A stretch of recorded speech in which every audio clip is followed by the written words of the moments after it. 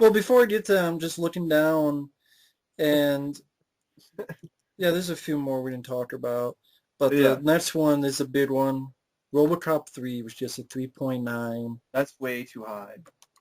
I'm gonna let Mike take it away because he's the bigger. I love the first two RoboCops. I know a lot of people say that this is better than RoboCop 2. No. Even your books, I remember your action movie book. Yeah, I know. This is. Which that was a shitty book. So feel free. Anyway, yeah, back online, back on duty, and backing up your plumbing with its shit. RoboCop 3. PG-13. Yes, this is the film that introduced me to the character RoboCop. I wasn't allowed to see RoboCop 1 and 2 as a kid, so as a kid I did like this movie, and it is what made me fall in love with this character. That being said, it's still a piece of shit. Directed by Fred Decker, who I even met personally and asked him about it, and asked him about, like, was there another screenplay? Like, what happened? Did they mess with your original vision or something? And he was all like, well, it was just rushed, and I didn't have that much time to work with, much time to get any of anything going. And, even Fred Decker himself admits that it could have been better. A lot better. That's me. As Peter Weller would say. A lot better. A lot better. So, anyway. Oh, sorry, go ahead. Yeah. RoboCop 3, there is something, like, I like the idea of the rehabs. I like the idea of taking people away from their homes to build Delta City. I think that could have had potential if it was rated R. That leaves almost pretty much an army that RoboCop has to face. And then they team up with the punks, which then makes even more. So that means even more gunplay, even more violence, even more opportunities to use that big gun arm of his and fucking turn people into slabs of meat or light their asses on fire. I mean, that could have been really awesome. But no, it's not what happens. It says it's PG-13, and you got the freaking dumbass evil villain guy from Billy Madison, who's annoying in this. You got Rip Torn, who plays the CEO, who's totally out of place. You have a little girl named Nico, who is so smart she can hack into anything, including an Ed 209, and make it loyal as a puppy.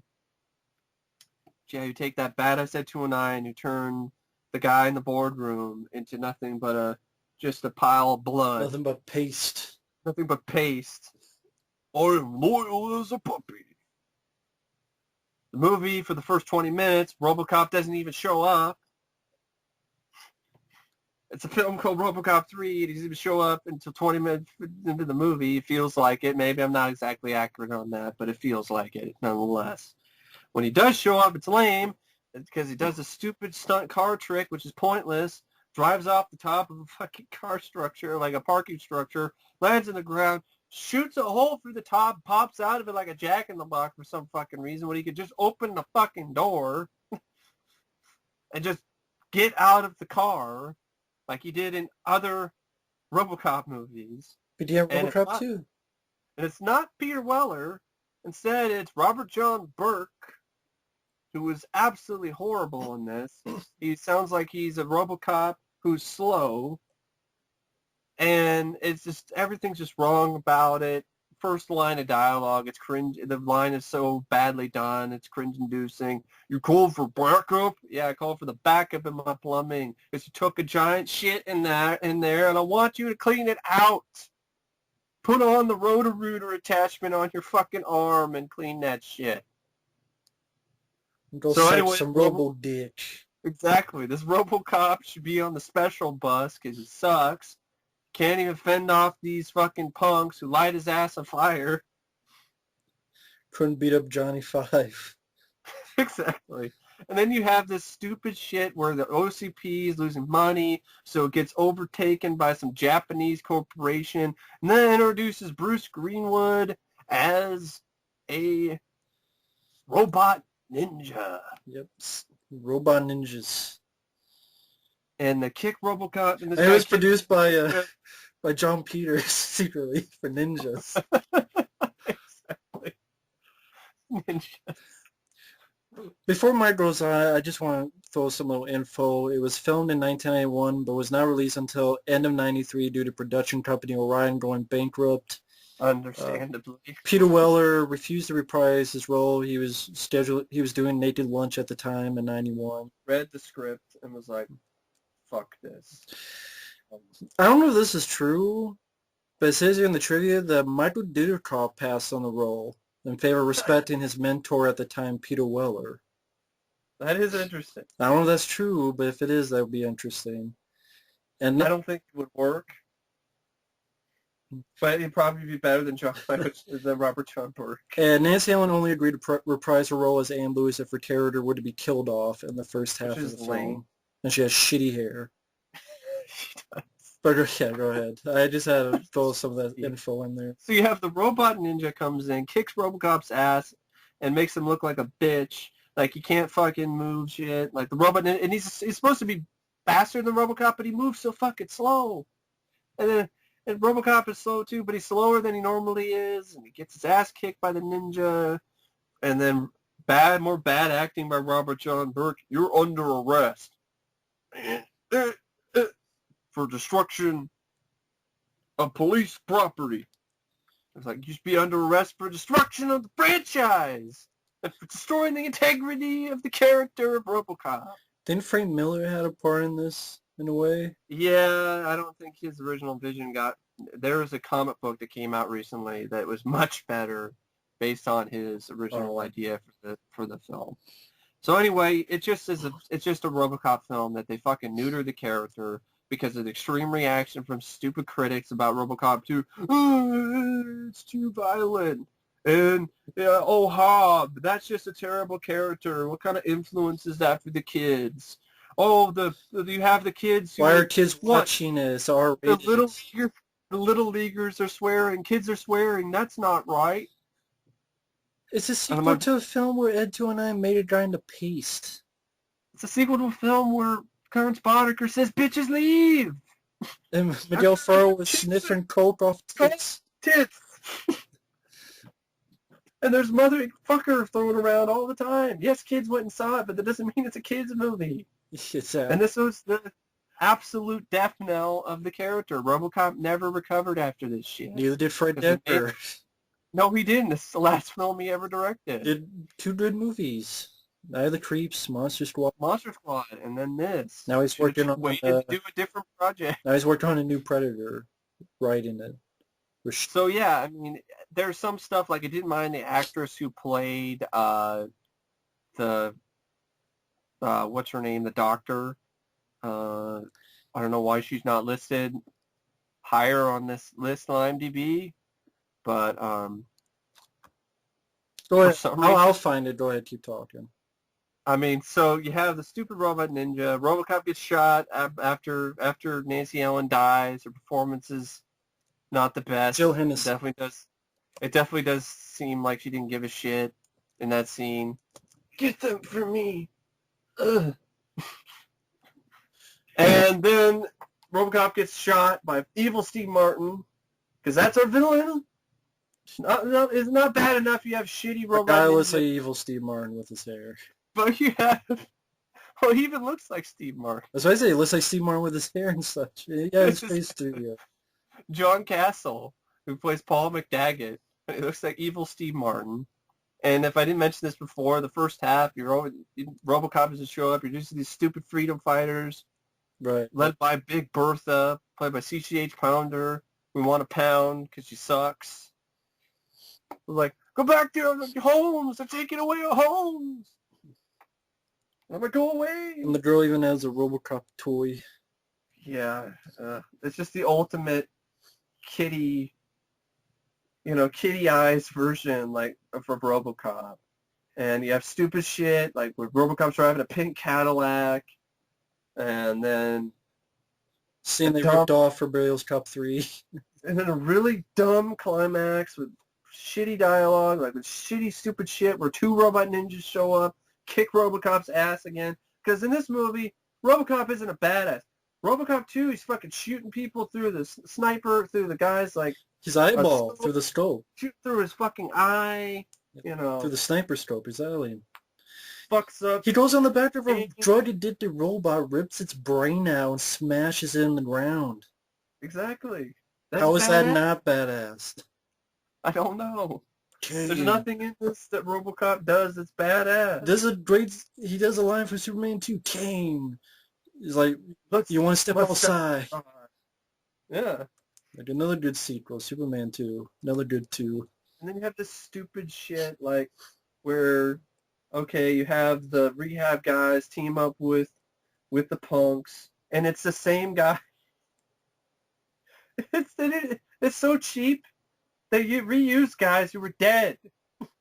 These guys I don't remember that. died earlier in the film, and they were using the same punks. Like, these guys were dead. There's like one thing, like there's a scene with Robert Dupuis I liked, where he's like mouthing off at this fucking dumbass guy, this black guy who's dressed up as a girl with a lollipop for some fucking reason. And I like the scene where Robert Dupuis has a scene where he gives up his badges, he gives up his badge. And then I don't mind, the effects aren't the best, but the idea of RoboCop with a jetpack is kind of cool, and it did remind me of The Rocketeer. And so, but it's a very short scene. It doesn't save the film. And that leads to the fucking climax. RoboCop gets his ass kicked by fucking robot ninjas again, because RoboCop in this movie spends most of his time flat on his ass. In fact, there's a scene like halfway, like in the film, like he's got shot with a grenade, and then he's just out of commission, flat on his ass, while these fucking freedom fighters trying to fix his ass. I'm like, that's great, fantastic. And then the fucking climax where Nico hacks into the robot ninjas because she can hack into anything, and then they decapitate themselves. Some climax, some bomb is gonna get set off in the building. Evil Steve Martin's like, "You stupid slag, you killed us all." It's like, "Don't count on it, chum." We're like, "Chum? What are you?" Adam West, Batman. West? And some people were saying he didn't say chum. Well, it sounded like chum to me. If it was scum, then he should have said it better, because it did not sound like scum. Marble mouth.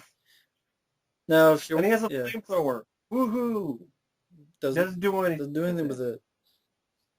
Has his like big jetpack.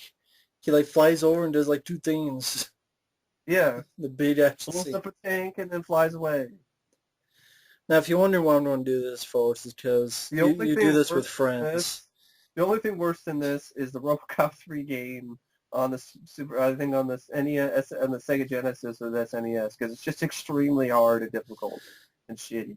But what I'm going to do is I'm going to read something. But is this by Candy Cane? Candy Clark? Because there was a good review of this film, the best film in the franchise. Real film reviews. But at the very least, RoboCop 3 works as a popcorn movie, something Part 2 could not even manage. What?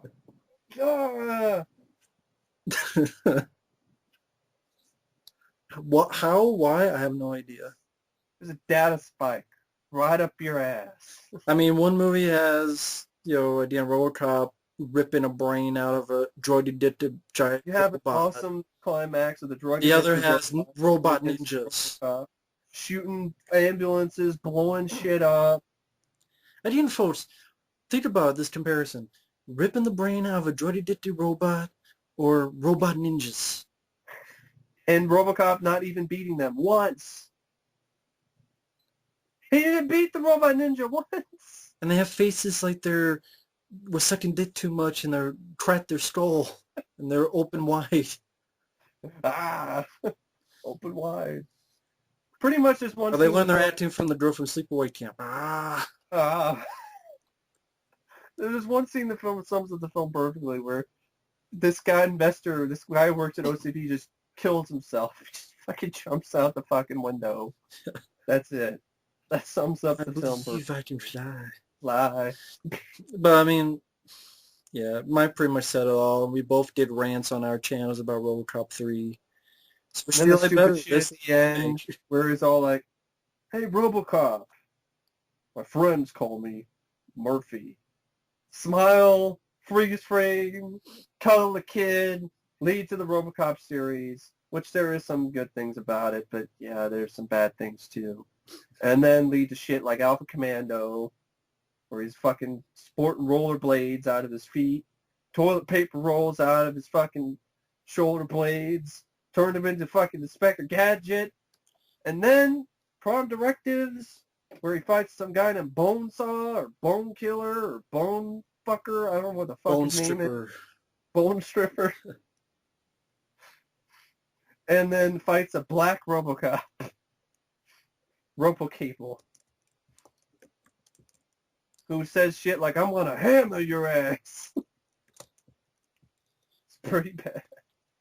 So which do you like better, this or the remake?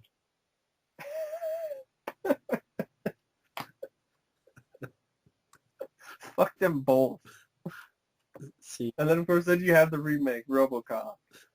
Which, yeah. yeah, Mike did a rant on that, and so did I. Robocop-y Robocop.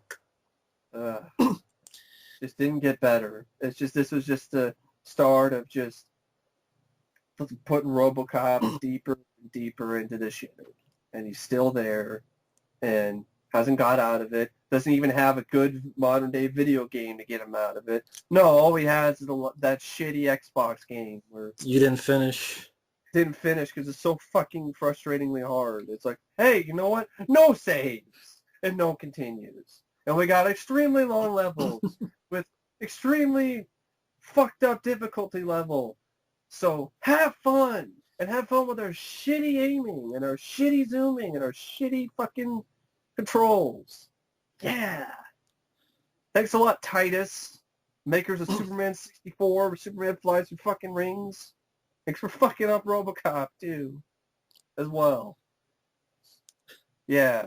Well, As a huge Robocop fan, it's just been sad, long road to Foxville with no lube since Robocop 3. so you're saying the 3.9 is too high. Way too high. So And I'm sorry, Candy Cane, Candy Clark, whoever the fuck wants to say. It's not Candy Clark, because she had better taste than this. yeah, from the Blob remake, yeah. Who's this other Candy? It's better than, it's like some Candy Taylor or something. Like, I think Someone I who have wrote to, to you, or no, it's an actual review when the movie came out. It's on the VHS. that's Of RoboCop 3. best or something? Yeah, RoboCop 3. Here it is. Oh, here we go. The best RoboCop ever, Candy Taylor. Does it say where she's from? KSHBTV. Wow, that's popular. We've heard of that. That's, Yeah. That's as famous as CBS. Or... Fuck RoboCop 3. I don't want to. That's fine. We got a couple more because we'll go to just 4.0, and the last one will be a film we can both defend. Exactly. But Quit One's Undefeatable 3.9, I remember there's a famous like bad death scene. I think this is the movie At the end, yeah. with Cynthia Rothrock. That's pretty funny. Like someone dies Like- is like a laughable death scene was on Well, the whole fight scene at the end is pretty laughable. and it's directed by Godfrey Ho, which if you watch the Cinema Snob, you've heard that name before, where he takes like a bunch of movies and puts them together. And Yeah. I haven't seen Undefeatable, but seems like a laugh riot. The next one I've actually seen, Cyborg Cop, gets a 3.9, directed by Sam Furstenberg, where David Bradley plays Jack Ryan. That's his character's name, Jack Ryan. And he's not the cyborg cop. He's chasing a guy who's his friend, who's not a very good actor. And I thought some of the action was okay. That was like a passable film. I've seen better David Bradley films. I've seen worse. I thought some of the effects on the Cyber Cop were all right. Did look a little bit rubbery at points. John Rice Davies is in it. Yeah, Sala. yeah, from Indiana Jones. Yeah, he's in it. I haven't seen it, but from the director of American Ninja 1 and 2. And there's 3 of them. 3 cyborg cops. An ex-DA agent, Jack Ryan, receives an emergency message from his brother Philip, whose team is ambushed on the Caribbean island of St. Keith. Jack goes to St. Keith to find his brother, who's been turned into a cyborg by the drug runner he was after. I'm not going to defend the movie, but I don't think it's one of the worst films I've ever seen. So Right. But I remember having some really bad Jamaican soundtrack. Like, what the fuck is with the Jamaican music? A really bad soundtrack. Just like, what? This isn't Cool Runnings. Cut it out. Next film I want to mention, just because of the It's not cast. Caribbean Cop. Just because of the cast, the outfit, which is a 3.9, Lance Henriksen, Martin Kove, and Billy Drago. I've seen the trailer. Look, it might be decent. I never saw it, but I have it, I think, on either on home video or on my hard drive somewhere. It's a flashback, sort of movie, period piece. Takes place during the 30s, I think, or the 20s. It's a gangster movie. Mob gangster movie. The trailer didn't look that bad, but directed by J. Christian Ingvarsson, who directed the fourth Air Boss movie, because I guess for some reason there's 4 Air Boss movies. I don't even have heard of Air Boss. Me neither. Well, he produced them. Oh, and he directed the 4th one. Yeah, he did. He directed all the Air Boss movies. He directed Hangman, which I think you have with Sandra Oh yeah, I Bullock. have 2 copies of for some reason of that movie. Never seen it. But never seen this movie, but I just wanted to point out because of the cast. And then Conflict of Interest, just want to point out because it stars Christopher McDonald and Judd He Nelson. plays a cop. He plays a good guy. Yeah, Christopher McDonald. Which is interesting. The guy from Happy Gilmore played the Shooter McGavin. We're like, eat pieces of shit like you for breakfast. I think he played... Eat pieces of shit for breakfast? Well, that's not what I meant. You'll pay. Listen to what I say. How about just roll late by the bed? Just may. What do you say? Rolling the hay? But I remember Christopher McDonald, he actually played a good guy in, I believe it was Best of the Best 3. He played a sheriff, which is entertaining. Also in the sequels to Midnight Run. Yes, there was like multiple sequels to Midnight Run that were on TV that did not have anyone from the cast from Midnight Run. Of course, it wouldn't have Robert De Niro, but no Charles Grodin either. But this one I'd be curious because Chris McDonald, like, is an actor, and he plays a good guy, a cop, who is looking for a drug dealer who has corrupted his son. Harrison Page, who we talked about before, he's in it. Yeah. Judd Nelson, he's in it, as the drug dealer, the bad guy. Yeah. Fast cars, hot women, cold cash. You want it, he's got it, but you may have to pay with your life. I mean, I don't know, for a film I've never heard of. I'd be curious about it because I like Christopher McDonald. He's more known for stunts. The director, Gary Davis, he did stunts for Days of Future Past, Terminator 2, Independence Day, The Amazing Spider-Man, FX, whole bunch of stunt coordinator stuff. Problem Child, Predator 2, Lethal Weapon 2, yeah. Speed. Interesting. So he's done a lot of stunts for a lot of movies. And this is the only film he's directed. I think it was a Showtime TV movie, I think. But I'd be curious about it. Yeah. Now, is there anything else, or you want to go to our final one? Not really. I mean, I don't really see... Let me talk about L.A. Goddess, Kathy Shower, David Heavener, softcore porn flick. Pierce Brosnan, a film called Entangled. I've never heard of that movie. This is a film that's a 4.0 that also has Judd Nelson in it. Called Entangled, as Mike said. Directed by a guy named Max Fisher. Look at the plot. A car and lorry collide. The woman in the back seat is probably dead. The driver is severely hurt. In flashbacks we see what led to the tragedy. He is David, a writer living in France, entering his novel anonymously in a contest. She is Annabelle, his lover, a fashion model on the brink of international success. Each keeps a secret from the other.